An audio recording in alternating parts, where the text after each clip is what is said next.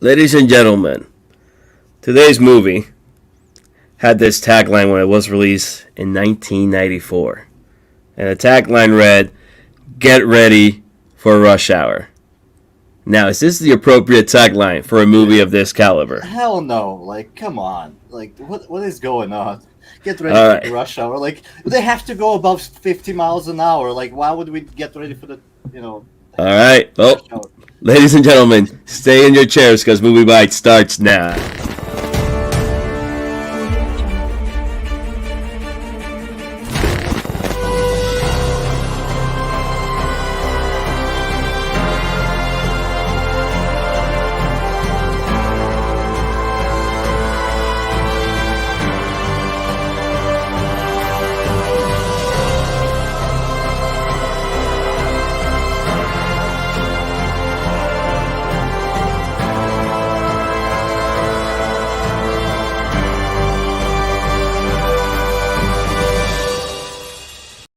Alright, long time no see, my fellow movie biters. I am your host, Ruben, and with me I got my buddy, my brother-in-arms, the Russian. How you doing today, bro?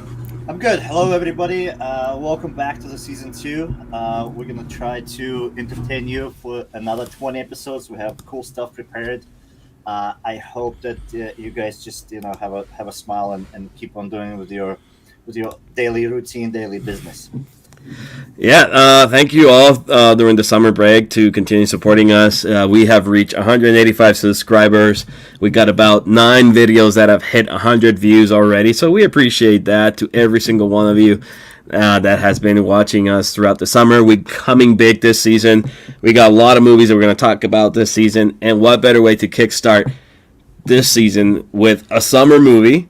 All right, and this is from our category 90s summer movies or action movies from the 90s. Action movies from the 90s, yeah. Action movies from 90. Yo, what's up, Kid Gohan?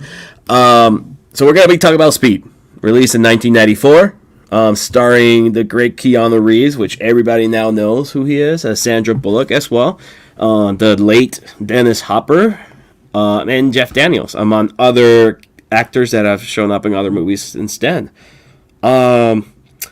Like I said, this movie was released in 1994, in the summer of 1994, to be precise, about June 11th, right? June 10th. June 10th, there you go. Yeah. So there you go, that's the theatrical poster for the movie Speed. This movie, when it was released, it was kind of one of its kind at that time. You know, it opened up against movies like The Flintstones, which it was a big hit that summer with family and adults that were watching this movie in theaters. And it also opened up with Richard Donner's Maverick, which was based on a TV show with Mel Gibson, Jodie Foster. So Speed had some competition during that release of that 1994 release. Flintstones was big. Like, I remember Flintstones, just like everybody, were into that. You saw it? Everybody saw the Flintstones in theaters. Yeah. I saw the Flintstones in theaters. I saw Maverick as well, but I don't believe I Yo, what's up, Zion? Thanks for stopping by. All right. We got to keep with the program. If we keep saying hi to everybody. Although we appreciate you all, but it's like... You keep talking, okay? I'll control the control. You control the control. All right. Yeah. So we're a little bit rusty. It's been a summer vacation. We're coming back.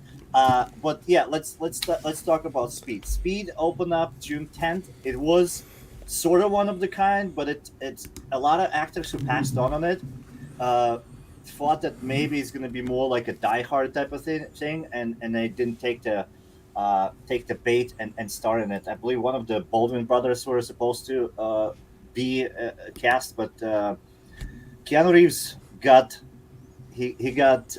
finally the role, and I mean, it's Keanu Reeves. Like you either love him or you hate him. He's pretty much typecast for Keanu Reeves. He does not get typecast for his ability to act. He's a great actor in his own roles, in his own way. Like, and that's fair. Like, you can see that in Speed. You can see that in Matrix. You can see it in Bill and Ted. You can pretty much I'm excited to when we dig deeper into the acting of this movie, because I mean, watching it last night, I mean, it's Keanu Reeves. Obviously, we all know he doesn't really put emotions into his roles, but this wasn't anything better. But we're gonna go deep into that. Let's talk about box office numbers when it came to this movie when it was released. Okay, What was the numbers? What did they make? I think this movie ended up making. I actually wrote it down. About $350 million worldwide, and it ended up being the seventh highest domestic grossing film in the U.S. That's a lot of money. And it was a tough competition that year. I mean, that year, The Lion King was the top grossing movie of the entire year. But again, we were talking about films like The Flintstones, Maverick, The Mask. It was a hell of a summer for movies, you know? And it's a shame. I mean, before the pandemic started, like, it's nothing like that anymore, you know? Like, normally... No, I don't think the movie theater goers are gonna go back of the numbers that they used to be. Like, yeah, and not only that, I'm referring to like the box office. You know, like if there's not like if you look at box office numbers now during the summer, the past 10 years at least, it's mostly like comic book movies or animated movies. Like IPs that we all know. Like, exactly. It's not like in the 90s you had movies like the one that we're talking about today, Speed. You know, it was unique of its kind. You know, you had movies in the 80s like Die Hard that were unique and they were original. And that attracted still the audience to go into the movie theater. Now it's very rare to see a very original movie and it does very well in the box office. It's very rare at this time. Right. And it's sad. Like, it's another thing, like back in the 90s, the studios, they gave directors money. They put, but you know, they gave like, hey, make whatever you want to make. They did not really like had any kind of a lot of control like over the finished project, the polished project. Therefore, like unknown director, unknown scriptwriter, unknown cast. Like the cast is pretty much like all the newbies. Everybody who is involved in the movie except Dennis Hopper and Jeff Daniels. It's like I mean they unknown characters. I know actors. Like Keanu Reeves, what he had Point Break and Ted and Bill Adventures before this. Yeah, Keanu Reeves had a very few movies under his belt. Again, Sandra Bullock, this was her breakout role. Yeah. She had done a couple of romantic comedies before then, but Speed was like the movie that put her out there. You know, everybody wanted to cast Sandra Bullock after this movie came out. So now since we're talking about before we talk about more about the actors, let's talk about the director, Mr. Jan de Bont. I mean, like when it comes down to directing, like he's okay in my book. Like I wouldn't say it was like spectacular way of making a movie, spectacular watching it. It's pleasant, but it's not like. I mean, I don't want to throw like names like Nolan out there, or I don't want to throw like the Denis Villeneuve, like even Michael Bay. Like he's not there. Like I believe. Well, this was his first movie. Speed was his first. It was his directorial debut. Yeah, but he only did few movies. He only has 5 movies under his belt. Right. The last one being Tomb Raider: The Cradle of Life. I think The Hard Rain. Was it he directed it, or was it written by the same guy? That's I think it was written by the same guy. So I think Jan de Bont did Speed, did Twister, which was a big hit. Okay, yeah. And then he obviously did Speed 2, Cruise Control. And then he did Tomb Raider, Cradle of Life, and I'm forgetting one more movie. The Haunting. So that's it. That's 5 movies that he's done. Other than that, he's produced a lot of movies. Right. But again, he has a cinematography background. He was the cinematographer for Die Hard and The Hunt for Red October as well. So he had a background in action movies.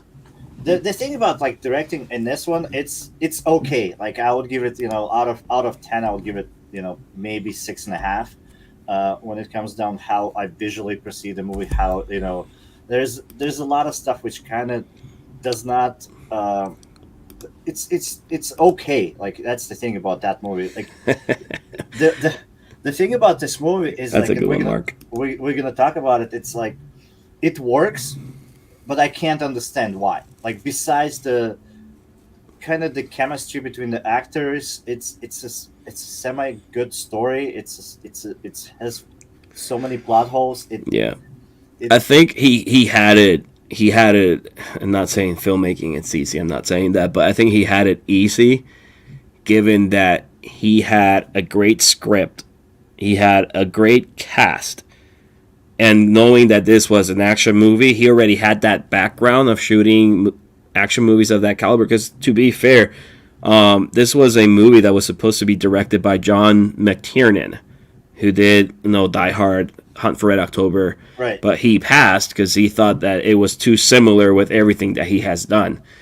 And then the studio decided, let's try and just hire a new director, like an unknown guy. And John McTiernan recommended Jan de Bont because he had worked with him previously in about 2 or 3 of his movies. So that's where he lands, And obviously he did such a good job with this movie. He got hired to do another blockbuster about 2 years later with Twister. That was a big box office hit during the summer of 1996, and it's a movie that still stands very well. I actually watched it last night, and it's a movie that stands on its own. The same way with Speed, even though it has its flaws, and we'll go into that. I think it's a movie that aged pretty well. Like it's still entertaining to watch. Right, and that's the thing about Speed. It was, I mean, when I first saw it, it blew my mind. Like, it was such a blockbuster. It was so much action. It felt that way, right? And when I watched it again yesterday, I was like, there's no much. There's no action. Like, there's, few. They blow up the bus. They kind of, like, blow up the elevator. And at the end, they blow up the bus again. And then you have this scene. And... but to today's standards, where the action-packed movies, like, you barely have time to breathe. It's like action after action. It's barely any kind of dialogue. Here, it was more settled down. Like, I remember when I first saw the movie that the jump scene, it took 10 minutes to build up and execute the scene. That's how I remember it in my mind. And I watched it, and it's like a 1:30 scene. It's like they maybe talk about it. Oh, there's a gap in a road. Like, you guys gonna have to jump. The cop cars pull away. There's dramatic music, and Jack grabs Annie, and then they jump, and it's over. And I'm like, I felt like that scene took like at least half of the movie. That's how I preceded it in my head. Like, I was like, the jump scene is gonna be like so epic, and then it happens. I'm like, wait, where's the rest of the movie? Like, this movie's hour and 50 minutes, which I guess we can go into and start the script So let's talk before we go into the script. Let's talk about the actors of these movies. Obviously we have Keanu Reeves as the main star of this movie, right? He just works the director told him to cut his hair, so he's not going to be associated with Bill and Ted's Crazy Adventures, so he did, and he's clean cut, almost shaved head. He's, And he didn't want to do this movie. I mean, nobody. It seems by when we read all the stuff about this movie, nobody wanted to do this movie. Yeah. Apparently, he didn't want to do it because it felt too similar to. For him, it felt too similar to Point Break. I mean, it's Constantine, the best Keanu. It's in there. Whoever, I cannot disagree with that. Blaine. Blaine. It's in there. Good to see you. That's some of my back. Anyway, I mean, Keanu Reeves is Keanu Reeves. There's not much to talk about Keanu Reeves' range because he got none. Keanu Reeves plays Keanu Reeves. You put it's its own person. It's his own actor. It's like Schwarzenegger or Stallone. Yeah. You can tell him it's that old school acting where they just play themselves. In every role. It could be John Wick or it could be the Lake House. It's the same guy. It just in one he falls in love, and another one he just executes people with a pencil. So it's I think the most I've seen Keanu Reeves with emotion was in Toy Story 4 when he voiced Duke Kaboom. That's probably the most emotions I've seen from him. Yeah, because he wasn't on the screen. Yeah, he was in the sound booth. Yeah. Oh man, but it's like you said, he makes it work, and obviously we're going to talk about Sandra Bullock in a minute, but they had a very awesome on-screen chemistry, both of them. Like, you felt like you were rooting for these two characters throughout the entire movie. And another thing that we're gonna get to the script, which was rewritten by, well, technically the dialogue, what they say, was written by Joss Whedon. I can see a lot of Joss Whedon's in there. Yeah, we'll get to that, but like honestly, there's a genuine smile in the movie when I really like it's just I have a freeze in my head when Annie does something and then Sandra Bullock does something. Yeah, and when she knocks the cans out, like when she runs into the carriage and she thinks she hits a baby. Yeah, and she's like all panicking, and he smiling / laughing at her, and you can see it's like. It's the person. It's not the actor. It's just him, just being like, "You're so silly as an actress. You're trying to like play this, drama that you run like the baby carriage." And that smile is so genuine, and it's like it sells. Like I buy it. Like I'm looking at it, and I'm like, I feel you guys. You're just having fun. And that's the thing about this movie. It just feels like the actors in it they just had fun. They had no expectations. They did not know the abilities they can go through. Well, Keanu Reeves never reached his until Toy Story 4. But I'm saying like, exactly. But I mean, he works on different parts. Like you see him working out for John Wick. Like he's a. But again, it's not a role that requires that much emotion from him. Yeah, I'm not talking about emotions. I'm talking about like actual technicality of. Pulling the trigger so many times. Like he's probably the quickest finger in the fucking show business, like when it comes down to pulling the fake guns. And then we get Sandra Bullock, first performance. Like, I mean, I don't have nothing negative to say, but I don't have anything to praise her. Like, you see the developing of the actress who's gonna go and do outstanding things. I mean, absolutely. We all know my love for Gravity, and I'm not gonna bring that up today. But we're gonna talk about Blindside. We will talk about Blindside this season. Yeah, we're gonna dive in of what's like. You can see the difference between Sandra Bullock in Speed and Sandra Bullock in Blindside. It's day and night. It's her growth, like the way that she carries herself on the screen and how she developed as an actress is outstanding. It's phenomenal. It's groundbreaking. Therefore, like knowing that now, it's hard to like, it's hard to praise her for the Speed, even though she wasn't bad. Like I would say there was more Joss Whedon lines which I didn't like, which I didn't agree with, or like in the 90s, you know what? Fuck it. Like we're gonna just say it like it was what it was like in the 90s. But like I'm gonna quote some of them to you guys like at the end of the show where we're gonna talk about not the best stuff of the movie, but we're gonna get there because I think some of the people just come back for that. Anyway, I'm talking about the chemistry, Jesse. Great point. But tell me one single movie with Sandra Bullock where she did not had a chemistry on screen. Like that's my Ruben. That's my guess to you. No, it's I can't really mention. Like she brings other people on set on screen, and other actors just like they blossom. They like with her, like even that McCarty, whatever that stupid movie is with them being like the FBI agents where Miss Congeniality. Yes, that one. Like like she's like, and then you see Melissa McCartney like afterwards on her own trying to be funny. You're like, oh no, you're talking about The Heat. The Heat. Yeah. Yes, that's a funny ass movie. It is. It's hilarious. It's hilarious. And Sandra Bullock is not like your stereotypical like funny actress. Like she was great in Miss Congeniality. But she knows how to deliver the lines in that movie. That jokes. Yeah. Like she's phenomenal. Like she's such a Hollywood sweetheart. Like I adore Sandra Bullock. She's like top 5 actresses on my list, like hands down. And I'm tough on the actresses, and you are one requirement for them, and Sandra Bullock never did that. So, being on my top 5 list, that means a lot. Now people's gonna be like, "What is your requirement?" Never mind. In 2021, I'm not allowed to say that out loud. Yeah, no, I'll probably. I got the ability to mute you, so. Anyways, so let's talk about our villain, our main villain in the movie. Dude, the great Dennis Hopper. Great Dennis Hopper. He established himself as a villain in the first minute. Well, before we get to him, let me just already throw my frustration about the movies in the 90s. You know how long does the opening credit scene last? 3 minutes.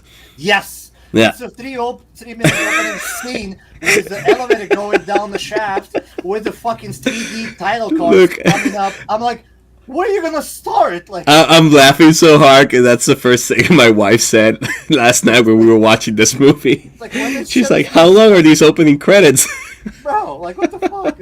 We're so used to nowadays. It's like, boom, there's 20 fucking Fox or whatever, the Universal, and then the action starts. Like, maybe you have the main actor or the main director, maybe.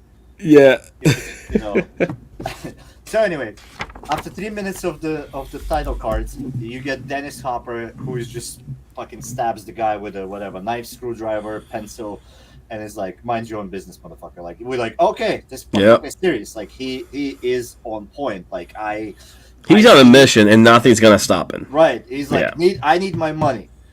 Give me my money. So in the first scene, he's like, hey, I'm gonna blow up the brakes of the elevator, and they're gonna go down unless you pay me my money. And he does not have the camera set up for this, which is kind of foreshadowing what happens afterwards.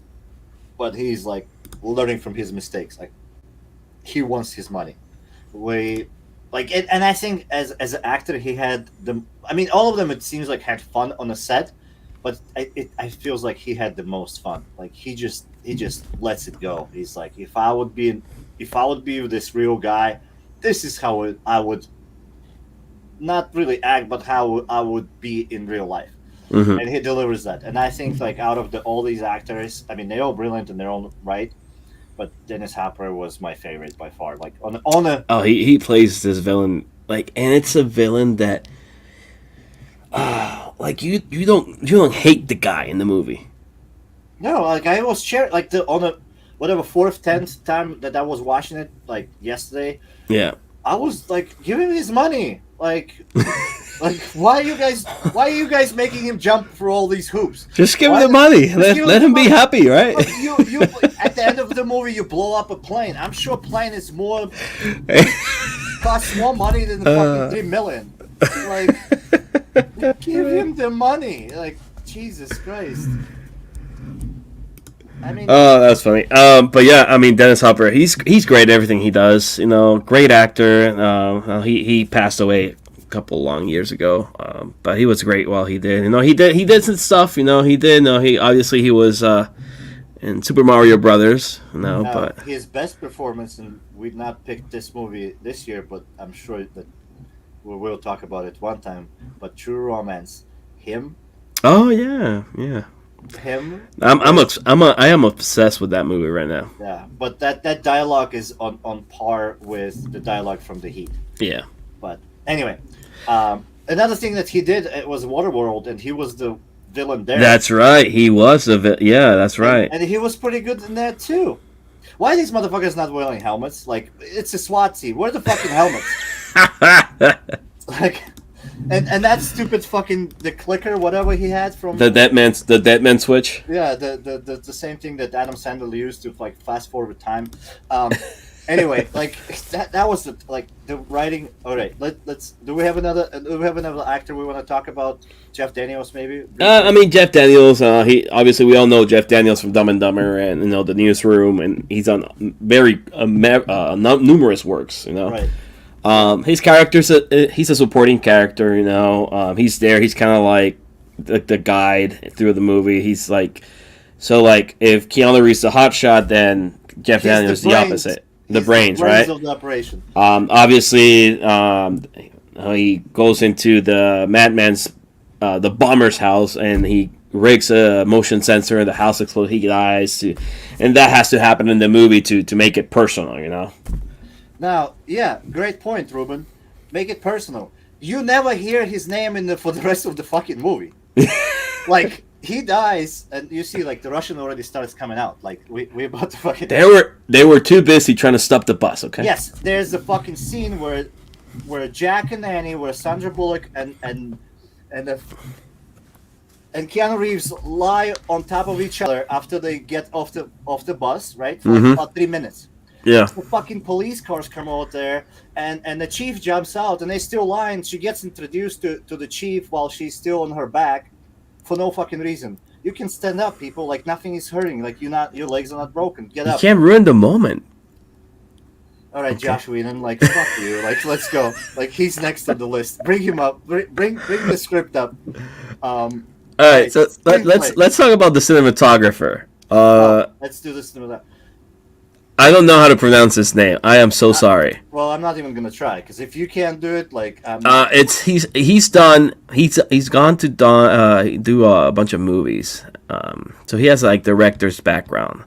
One of the movies I can remember from him, he did Cradle to the Grave, and Romeo Must Die. It's one of the two that I can remember. But his name is it's foreign, obviously, but it's kind of like an Andre something, and the last name I'm not gonna pronounce it. I don't want to butcher nobody's last name, but it's like an Andre something. So let's briefly. There's one scene in the movie that I really enjoy. It's the opening when they first introduce Jack Traven and Harry Temple, who are Keanu Reeves and Jeff Daniels, and the car is like jumping over the. The cops are here. Like, yes. Yeah, like I really enjoy that scene, and I like the little Michael Bay 360 movement shot while they get off the car and they're putting on their gear. Like that little scene, I actually enjoy that movement of the camera to introduce you to these two characters. Because that's the first time you see Keanu Reeves and Jeff Daniels. You know, they're jumping in that car, they get out of the car, and they're getting their gear on, and they're heading into the office building, right? To get the people out of the elevator shaft. I think like for me, it was like more in the beginning. It was a lot of like first like facial shots like of the characters. I'm like I don't know. It's 2021. We don't really care about all that stuff. We need to bring the camera back up. And I guess he heard it. And then for the rest of the movie, there was not too many of them. Like when you're like following the people around you. I mean, Again, like it's gonna go the same route with as a directing, and that's the thing about to me in this movie, like everything is mediocre. Like if you look at the specifics, like if you look at the directing, it's mediocre. If you look at the cinematography, like it's mediocre. There's some flashy shots. I mean, they had a big budget, so they could make them work, but like by today's standards, it's mediocre. Back in the days when I watched it, but man, I was like fucking 13 years old. Like everything to me was like, whoa, like this. Yeah, no, it's fair. Show it. So, like, it works. He's good, but like, he's not Deakins, you know. Like, it's not. Obviously, yeah. I mean, if we have to compare stuff, we gotta be honest with each other. Like, we gotta be like, hey, listen, this is. And again, it's not. Again, not saying this is easy. It's not an easy industry, but again, it's a movie that takes place in like an hour and a half of it. It's all in a bus. Right. Like that's it. No, it's everything on the bus, and then you have a bunch of aerial shots. You know, because you need to. got a bunch of shots from the street. Yeah, because you need to obviously show that the bus is moving while you're shooting inside the bus, right? But like, let's talk about like the practicality of this movie when it comes to shooting, and like, there's like barely. I mean, I don't think there's even any CGI shot. Probably the most CGI you see in the movie is the opening credit in the elevator shaft. That's the most CGI you see in the entire movie. 3D. But that's back in the days when like CGI was not like as available and it was expensive. It was expensive, yeah. It was probably for them. It was cheaper to blow up the fucking real plane. Yeah, probably had. I'm sure they had the models. For they that. Probably had like 30 buses that were decommissioned, and they used them for the film, and yeah. Yeah, I was gonna like at first I was gonna count like how many cars they smashed, but at the time I gave up. I guess first I was gonna count how many times like the bus, if we would live in the real world with real physics, like would go below 50, and it's like at the number 10 I gave up. I was like, okay, this bus is already like the elevator flipped over. Yeah, everybody's dead. Like we went below 50 miles an hour like for so many times. Which brings me like to like I guess like the script and how it was like originally written. Actually, the original idea was taken away from. We got there the screenwriter, Mr. Graham Yost, who went on to do shows like Justified, among many other stuff that he's written. But Justified is one of his most known credits. Now, if I have to go for the script, I think Hard Rain was his best script. Mm-hmm. And that movie is not like, it's like, I watched it, I saw like the rating on IMDb, it's like 5 point something, and I'm like, you guys, what's wrong with you? Like, that movie is fucking fantastic. But maybe it's my guilty pleasure. I don't know. You know, I like weird Hard stuff. Rain. That's the Michael Douglas one, right? No, that's the Christian Slater and Morgan Freeman.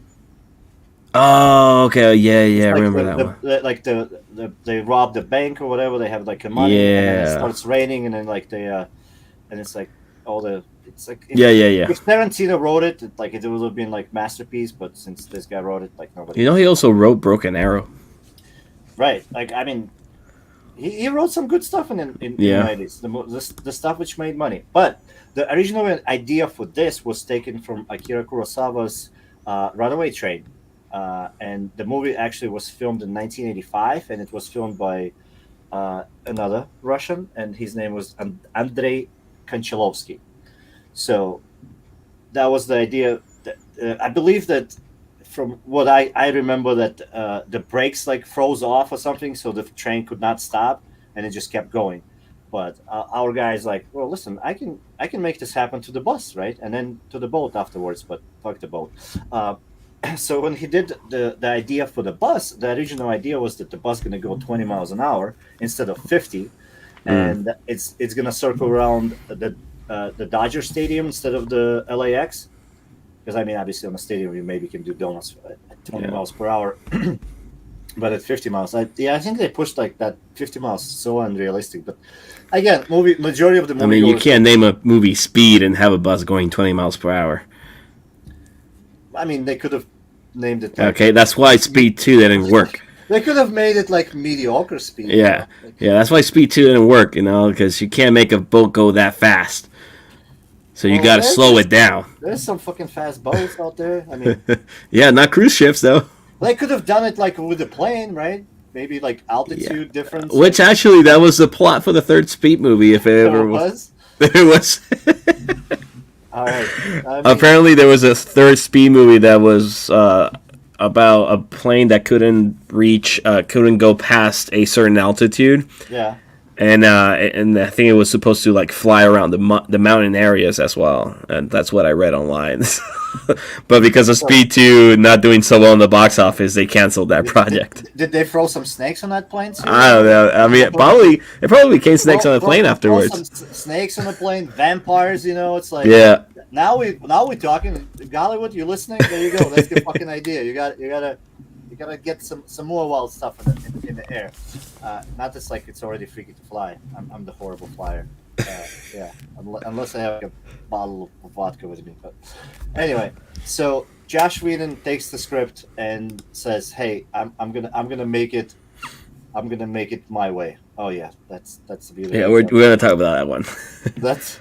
Yeah. So yeah, I mean, you're saying Joss Whedon, and I can tell like what Joss Whedon wrote, and it's obviously all the little snippets and like one-liners to like give the movie like its jokes and like funny moments, like the passenger in the bus, like played by Alan Ruck, who is famously known for playing Ferris Bueller's best friend in Ferris Bueller's Day Off. He has like a lot of the comedic lines, like, "Oh, I'm at the airport," and they're like, I'm already seen the airport. Right. Yeah. So like that's yeah. There's a lot of great one-liners. Like I really enjoyed. Like I watched it not as much as like a action movie, not as like a romantic movie, because romance just comes to you out of fucking nowhere. But it was funny. Like I found it like these quirky little liners. I'm like, you don't see them anymore. Like or if you see them, they don't work. Like the delivery of these lines, these one-liners, and just like this fast, quick. I feel like they have like missed the opportunity to deliver this one line, because I was thinking about it when I saw it last night. Obviously the final scene when Keanu Reeves is fighting Dennis Hopper on the top of the train, and his head gets chopped off, and Keanu Reeves says, "But I am taller," and I'm like, no, you should have said something like, "Hey, heads up."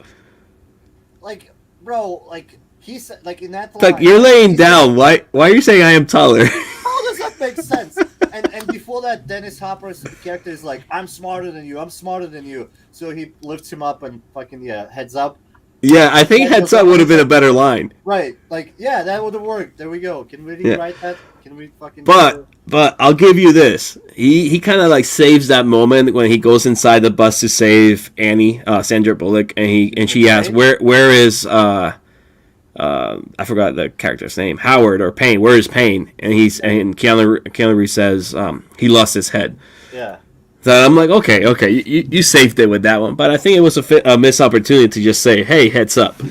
Yeah, and I think like I have a script somewhere pulled up, and he like he got his head taken. I ripped his head off, like that was an original script. Yeah. So, but my like, all right, I don't know if I should get to that part like yet. I'll save it for later, like for the final moment and for the final dialogue.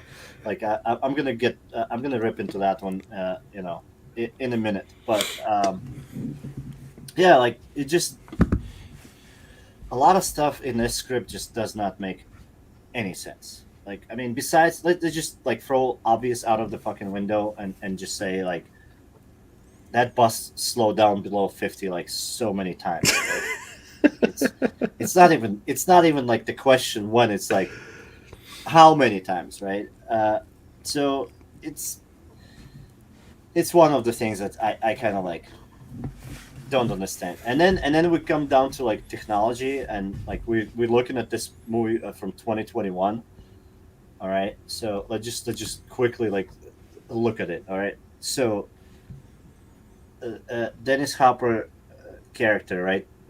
What was his name? Payne. Howard Payne. That was his name, his character. So Howard Payne has, and they show this monitor before they actually show the TV with the camera attached to it, right? Mm-hmm. So the monitor you see there, it actually has like sort of a type of software installed on it, like futuristic, or like not futuristic, but something which came to for us to know like as Google Maps, right?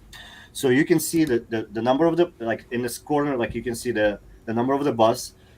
Then you can see like in this corner the speed is going, and then you can see like the map of LA, like it's a 3D map, and you can see the location of the bus, right? Yeah. So if he has that out there, right? Jack crashes the bus, puts that video on a loop, right? But you still have, Dennis, you still have the fucking monitor where it would have showed you that the bus have stopped or blown up, and it's like in the same location, right?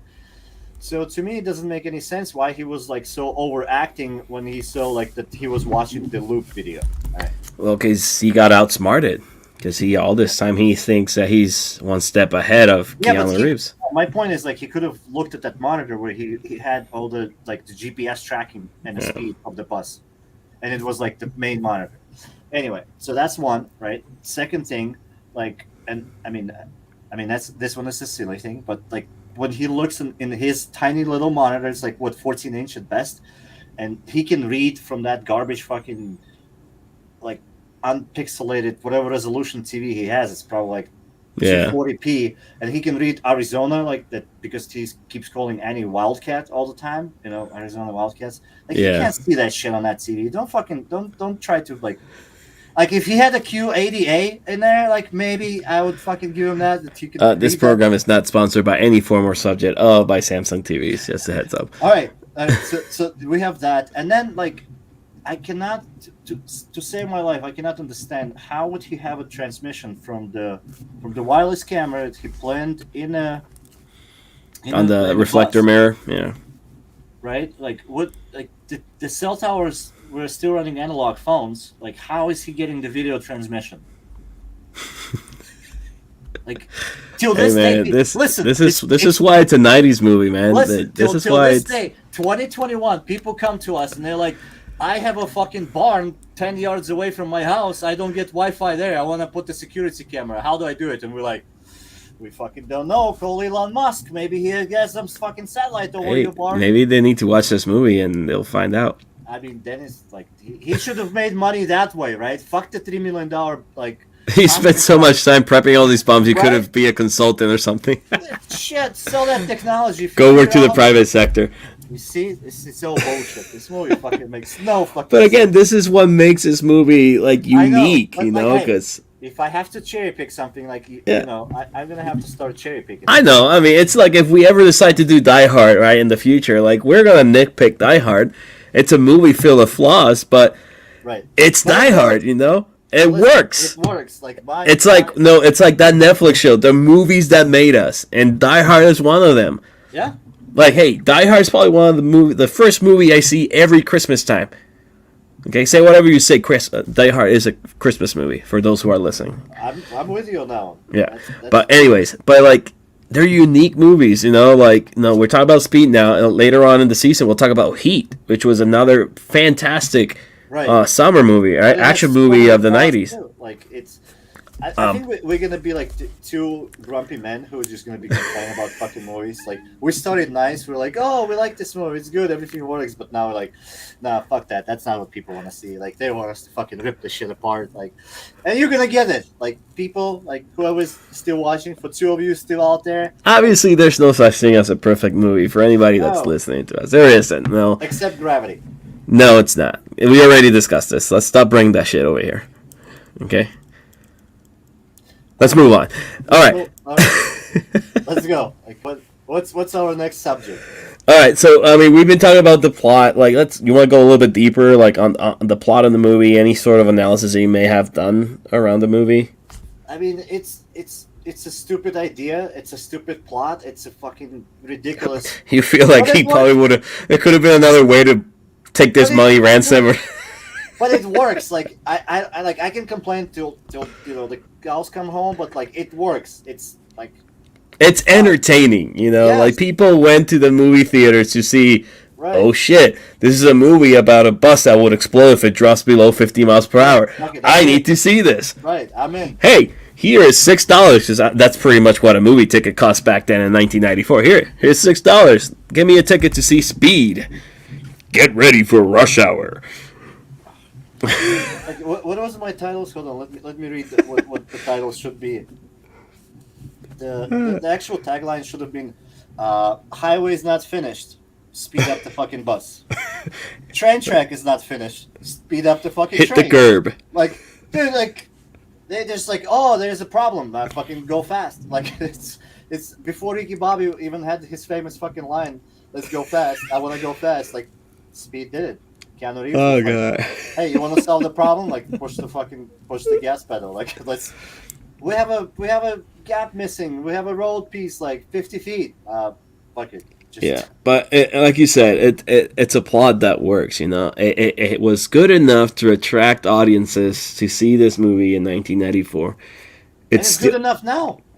Exactly. It's still good enough now. You know, people. It's a movie like everybody at least has seen. Speed in some way or form, on reruns on TV or some way, or if they haven't, they know about it. You know, because before Keanu Reeves did, you know, Matrix, he was just known for Speed. All right, not everybody knows Keanu Reeves for Point Break or, you know, Bill and Ted and Excellent Adventure. It's Speed. It's the movie that launched him. Like, breakout role was like he was the it star at that time. Obviously, he did The Matrix in 1999, and that was it. And now he is John Wick. You know, like, Keanu Reeves has been the face of multiple franchises, and he carries that himself. Obviously, he wasn't in Speed 2 because he read the script and he turned it down. He said, like, no, I'm not doing this crap. So that's why they had to hire Jason Patrick to portray a different character that does something similar. Right. All right? But it's a movie that works, you know. As far as stories go, like in the 90s, you come across these action movies that have a very simplistic plot, and they don't require much other than action scenes around that plot, you know. And it works with movies, you know, Bad Boys, you know, Armageddon, Con Air, The Rock, you know, like all of these movies, they work fantastically. They have a simple plot. What's the plot of The Rock? Hey, a bunch of rogue army soldiers have nuclear warheads and they've taken Alcatraz for hostage. Oh, how do you get in? Let's just get a convict that escaped Alcatraz to help us go back in. That's it. And what you do, you just film a bunch of action scenes around it. Yep. Right? Now, every plot of Bad Boys movie is somebody, a drug dealer, is selling drugs in Miami. How do you make this movie fun? Oh, just put one of the two hottest black comedians and make a body cup out of it, right? Right. And it works. So Yeah. that's how it is. That's how it was in the '90s, and it's a shame because it doesn't work now. Like somebody tried to do that. Netflix is trying to do that. Like Netflix is really hard trying to like get the same formula from the '90s, and they put it out there. Like the last movie I watched was Beckett, which fuck, I don't even remember what happened there. It's like a And I can see that idea of a fugitive like there, and yeah, the '90s formula. Like that's the thing. there it is, the '90s formula. I mean it worked for so long, and studios were like, if it's not broken, why fix it? Yep. And nowadays, like we got Marvel, who just like, fuck it, if it's not broken, don't fix it. Like Exactly. The comic book genre is generating that much money, that much revenue. Then why should we change it? Yeah, right. And like the only thing, like we as a viewers, we just keep throwing our money at that, and they just gonna keep producing the same fucking thing. And it's fine. Like I have nothing. I mean, we're all guilty of it. Period. Right. Yeah. But my thing is, like, we need to also support some of these smaller projects, some of these independent movies, some of like stuff that we watched in the past year and really enjoyed. Like, I don't want to go like name movies right now, but like maybe we can make like a tiny little episode of just telling people, hey, listen, this is good. Absolutely. Oh yeah, absolutely. But coming back to Speed, it's like, it works. It's a mediocre director. It's a fucking dump ass plot. It's like newcomer actors. It's a cinematographer who's just like, okay, fuck it, I'm just gonna film it the way I want it. The score, it's great, but it's fucking one song. Like there's not. It's like yeah, the beginning, and they just play the same tune all over again. And I feel like I've heard that score before in Bad Boys. And I feel like I heard it in The Rock. Yeah. Maybe Michael Bay just. Wait a minute. Who scored this movie? Hans Zimmer. Well, this movie was scored it's his last name starts with M. But Hans Zimmer did The Rock. Hans Zimmer did The Rock, and he took the fucking tune from this. Oh, that's right. He did. Yeah. I'm telling you, like we all like Hans Zimmer is great. He is great, but this. Oh yeah, he is. So he just takes something. Everybody does it. It's called sampling. Let me take a little piece and make it better. Right. So I'm not negative, but like what I like about this movie. Yo, Rasheem. I think The Rock and this one has different composers. Well, let me just go through my. Well, you keep talking. I'm gonna do some research real quick. All right. So, what was your favorite moment? Yes. Mark Manson did both Speed and Bad Boys. That is true. That's correct. But we were talking, Rasheem, you're absolutely right. But we were talking about The Rock.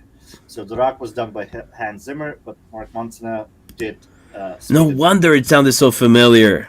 Yes. You're absolutely right. Sorry, my bad. But Mark Mancina. There you go. My favorite moment. Oh shit! He did Con Air. Sorry, I'm getting sidetracked.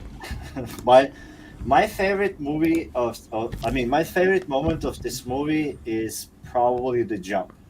Like as stupid as it is, like because like I hate that movie. I hate that scene. I hate that. Like I remember that's so vividly as my like original memory from the movie. Therefore, like I'm sticking to my guns. Like I just felt like, and I told you, like I felt like it was like a 10-minute scene, but in reality it's like 2.5, maybe 3-minute scene where like they like, oh, the road is fucked up. Like you guys gonna have to jump and or whatever or crash. Like nobody gives a fuck, and Keanu Reeves is like, speed the fuck up, I got you, Annie. So like and that music picks up and the police cars move away, like it gets me. Like it gets me when the police cars pull away and they are by themselves. You see this lonely bus driving up, and you see like the camera panning up, and you see this drive up ramp and the jump, or like the gap and the jump that they're gonna make. Yeah. Like, I know it doesn't like this. Like I know it doesn't work.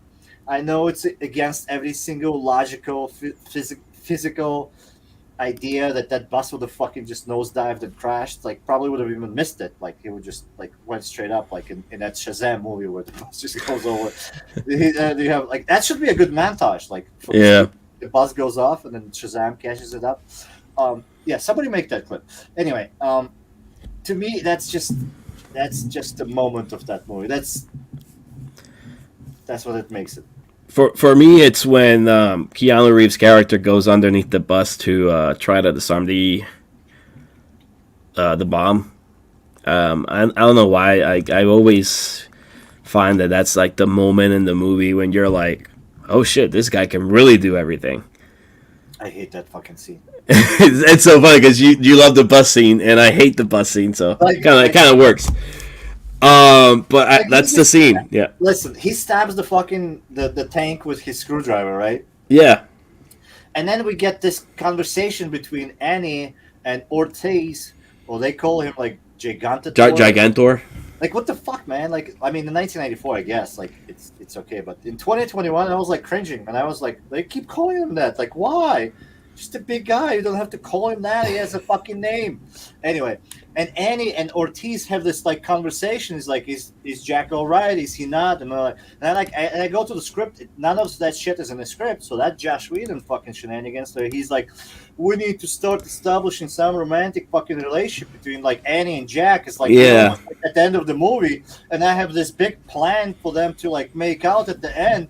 But since, like, there's a chemistry between them, but there's no romance. Like, Keanu Reeves is, like, so respectful. He's like, yes, ma'am. Yes, miss. He's like, I ain't touching you with a 6-foot pole. Like, and Josh Whedon is like, fuck this. Like, we need some romance. Like, what is going on here? You know, it's like that photo from Keanu Reeves. Like, I think I saw it on Reddit. Yeah, he doesn't. Like, he doesn't touch. Like, yeah, like he's like, two girls come to him and his hands are like fucking 6 feet apart. Hey, he's a smart man. Apparently, like, fucking Harvey Weinstein could have taken some lessons from him. Anyway, damn. So, all right, so my worst moment in that film for me, it's the bus. I just feel that it's too much, you know. Like, okay, it's like jumping. It's like jumping the shark or nuking the fridge, you know. At that point. All right, you went too far there, sir. Like this, we're 8 minutes till the end of this conversation, and I'm about to fucking unplug the Discord. You don't go there. You don't fucking bring the. Why would you bring the fridge into this? You don't need that movie. Like this movie doesn't need for you to see a bus jumping 50 feet in the air. The director said, "I need a fucking jumping bus," so they did the. Well, do you know? I was reading into that. He hates that shot. He does. Yeah, so I was reading into like the whole the bus scene, the 50 feet shit, and he hates Jan de Bont to this day. Hates how that bus lands from that jump. Yeah. It lands like a fucking airplane. Right, like, on the side. Yeah, I know, like on the wheels. I think it likes on the behind wheels first, right. And then the bus like yeah. He wanted the bus to make the jump and go for a nosedive. And it just went up. Like, instead of like landing with the back wheels first, like when the plane lands, you know, it lands with the back wheel first. Yeah. He didn't want that. He wanted the bus to jump and land, go as for a nosedive. The cop car landed in the beginning of the movie. Yeah. There we go. So yeah. Like so I think at that time they were like short on time, and it was a very expensive shot, so they wanted to like remake it. So he just kept it. But he doesn't like how that scene pretty much went into the cutting room. Right. And I just feel that it should have not been there. Like I don't think that this movie needed. Yes, you did. No, it doesn't. It's already a bus going 50 miles above 50 miles per hour over an LA highway. That's the best scene in the movie. No, it's not. You don't need that. Okay, we're gonna. One, because it's physically impossible for a bus to jump 50 feet in the air. Oh, we're gonna talk about physically impossible? Well, that's the one that does it for me. That's the one that does it for me. Jesus, I gave you like 25 different references why this movie is not defined in different. No, the bus is the one that does it for me. Period. All right, listen. Here's the thing: if you want to trigger me, and you want to go into like step by step with the shit that doesn't make any sense in this movie, all right? In the beginning of this, let's start just from the. I'm just gonna throw really quick few. We're almost out of time, so I'm gonna just throw like really quick few things that you could probably put on TikTok. So in the beginning of this movie, right? Jack and what is this? Harry. So Jack and Harry are like looking at this bomb on an elevator shaft, right? And they're like, hey Harry, does this look familiar to you? Is it one of our guys? And I'm sitting there and going like, what the fuck? Like, do you have like portfolio of some bomb planners out there? Like who do this for the living? Like, why are they not in jail? Like, like, the reality of this universe is different. Like, they do not work on the same principles as a normal LA would work. Like, it just doesn't work. So, and then like the thing about the watch, it's like it's so dumb. So, like the chief, like anyone would know, like that's the line that he uses. And like then Jack goes like, "Hey, bus driver, drive 50 miles an hour," and at the same time he opens the car door of that tuna man's fucking car that Jack Yeah. and it smashes into it. Like, really? Like that's how we're gonna set this off? Like we're gonna we're supposed to go about 50 miles an hour, but the entire movie we're gonna be smashing into cars and other objects, and we're gonna get like our audience to like believe that this is all fine. And then I already mentioned like the Annie and Ortiz interaction where like she's supposed to drive the fucking bus, not to inquire like how is Jack doing and have they pulled him out. All right, and then we get to the dumbest part of it all, like at the ending part. Like that part is just so dumb. Like I can't believe they put it in the movie. Like you have the smartest guy on the planet, right? He takes the money, he takes the hostage. First of all, like what the fuck is Annie's doing there? Like so they crashed the bus. She's like she has her leg cut or whatever. She lays on the floor for 3 minutes. So she gets up. She's fine. And then she's next to the ambulance in the middle of the city where the drop off's supposed to happen. Like why? Like Ruben, explain to me why the fuck she's there. I got nothing for you, man. Like, It's the '90s. It worked. Period. You can get okay, away with those. you can. So then, obviously, our guy, our bomber, he knows what she looks like. She had a camera transmitting wirelessly, apparently in 1994, where nobody had the fucking cell phones yet, to his 14-inch TV, which looked like garbage. And then he grabs Annie, he straps the bomb on her, and then for no reason, Jack yells at her. Like she's like, "I got you." Like you can see it's a feminine figure. Like you can see it's not. He knows how the Dennis Hooper looks like. It's not him. Like the girl was wearing a dress. Like why would Dennis Hooper wear a fucking dress? And he's like, "I got you." Like being mean for no reason to her.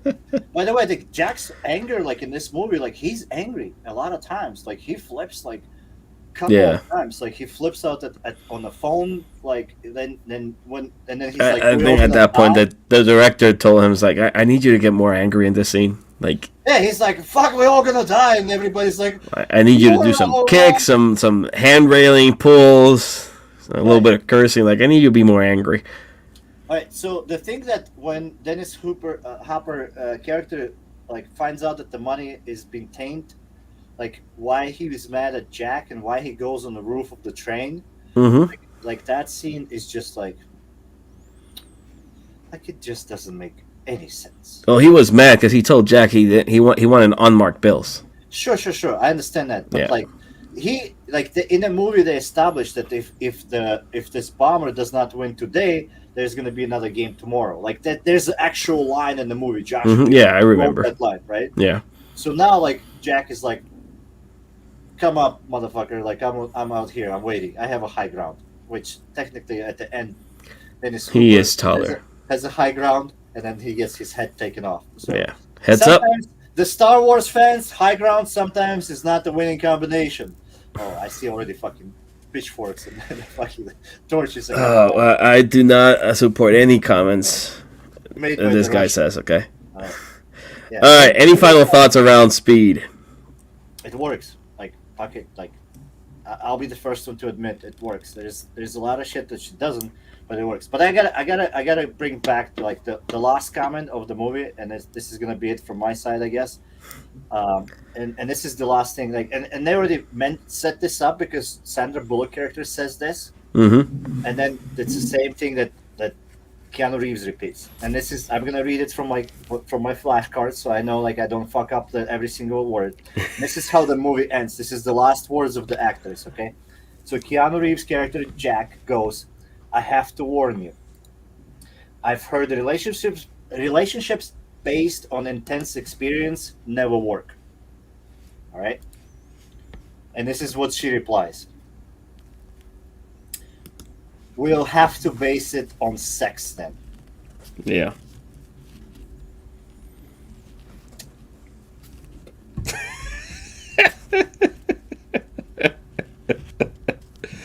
I know.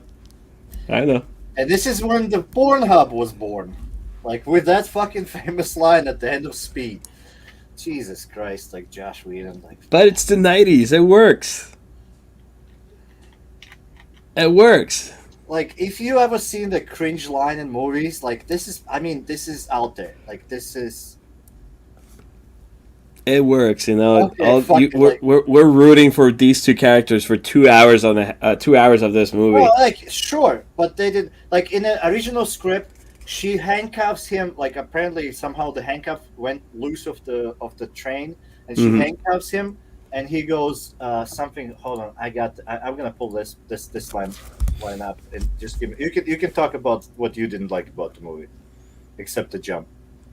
I mean, like you said, it's a movie that works. You know, as far as final thoughts go, it's a movie that it's worth watching, and time can pass by, and you're gonna be like, "Oh shit, Speed is on. Let me just watch it," because it's just, even though you know the outcome, it's entertaining. You know, and that's like with every single action movie there is in the '90s. They just, for some reason, how they are made, they're entertaining, and that's it. You know, there's not much to say about Speed other than it's a great fucking action movie. It is period. great.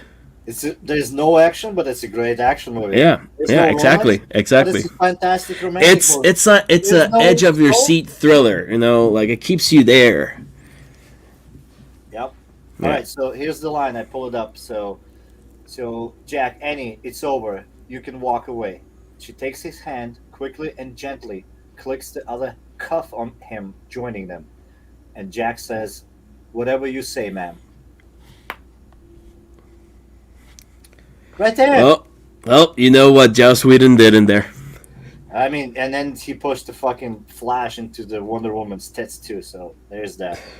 Anyway, I guess we're done for tonight. We are. Let's tell the audience what movie we're talking about next week. So next week we're gonna lose some of you because we're gonna be talking about some old stuff. This is gonna be something that I really like, and I like to talk about it. And the only way for me to get Ruben to watch this movie is to bring it to this channel. And this is gonna be Solaris. This is Andrei Tarkovsky movie. It's the guy who is known for being top 5 directors of all time. And I know everybody with like George Lucas and Steven Spielberg and the fucking Nolan emblems on their chest is gonna get their pitchforks out. But there's a reason why he's a great. And we're gonna watch it, and we're gonna talk about it, and we're gonna see if that movie works, 60 years later, 50 years later. And this is a movie from our foreign films category. So this is the foreign films category, number 1. I don't know why you put it in such an early release. I guess that way we can get away with it. Get out. Yeah. Yeah. So Okay, smart. Before we get like. Before we start going to like movies that people know. Yeah. That's right. Like if we're gonna lose somebody, it's gonna be early in the show. All right, works. All right. So next week, same time, same place, same channel. MovieByte will be doing Solaris, and as far as Speed goes, you can check Speed on any digital platform, buy it, rent it. And everybody at some point in their lives has seen Speed, but if not, after this episode, give it a rewatch, see all the points that we talked about, leave us comments. Continue promoting our page. We really appreciate all of you. This is for you guys and girls. Thank you so much. And again, we'll see you next week, right? Any final says you want to say to the audience before we go? Well, I want to say to you, thank you for wearing the hat. By the way, that's the map of Latvia. That's where the Russian originally from. Guys, I mean, we enjoy ourselves. You can see we do this mainly for ourselves, but like if you're here and you had a laugh and you just maybe took something with you, we really appreciate that. Thank you for being with us, and we'll see you next week. We'll see you next week. Thank you so much.